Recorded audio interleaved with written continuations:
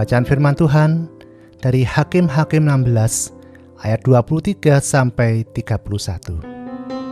Mari kita bersama berdoa.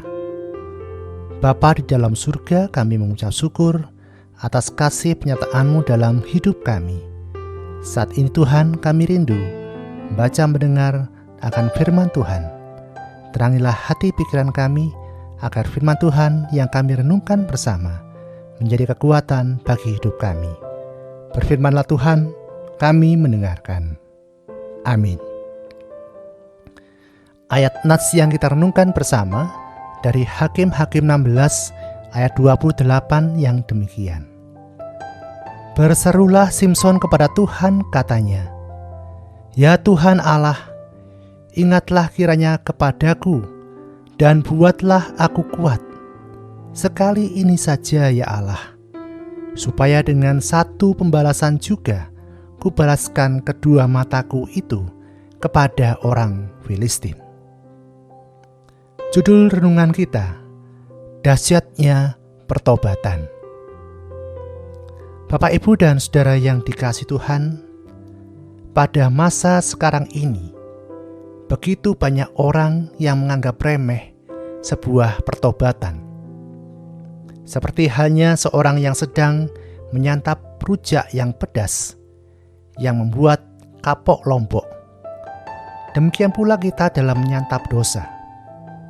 Banyak dari kita yang seakan-akan kapok untuk berbuat dosa. Namun tak berselang lama, kita tetap saja kembali berbuat dosa.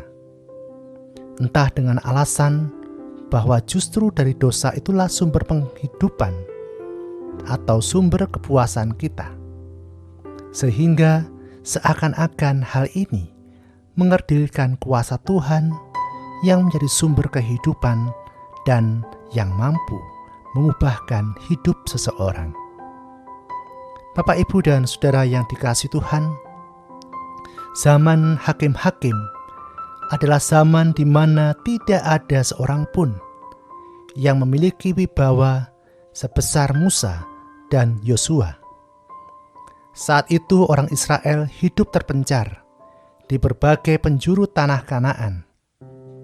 Secara formal mereka tidak memiliki pemimpin atau raja. Yang ada hanyalah pemimpin informal yang muncul sebagai penyelamat, yang kemudian disebut sebagai hakim. Pada masa Simson menjadi hakim, bangsa Israel sedang dalam bahaya besar karena ditindas bangsa Amnon dan dari bagian timur dan bangsa Filistin di bagian barat. Bagian bacaan kita pada saat ini memperlihatkan situasi di mana Simson pada akhirnya berhasil ditangkap setelah dikalahkan oleh bujuk rayu Delila. Kelemahan Simson dalam hal penguasaan diri terhadap lawan jenis menjadi celah dosa yang menjatuhkannya. Namun di akhir hidupnya, Simson dengan sungguh bertobat kepada Allah. Pertobatan yang dilakukannya dengan sepenuh hati membuat Allah menjawab doa Simson. Simson mendapatkan kekuatannya kembali. Pada akhirnya, ia merelakan dirinya tewas bersama dengan raja-raja kota itu dan seluruh orang Filistin yang ada di dalamnya. Secara tidak langsung, ia pun berhasil menyelamatkan bangsa Israel dari mara bahaya. Bapak, Ibu, dan Saudara yang dikasihi Tuhan, kesabaran Allah bukanlah kesabaran yang permisif dalam menolerir dosa. Ketiadaan komitmen untuk mendedikasikan diri pada Allah justru akan membawa kita kepada kebinasaan. Karena itu, pertobatan dengan sepenuh hati perlu kita lakukan.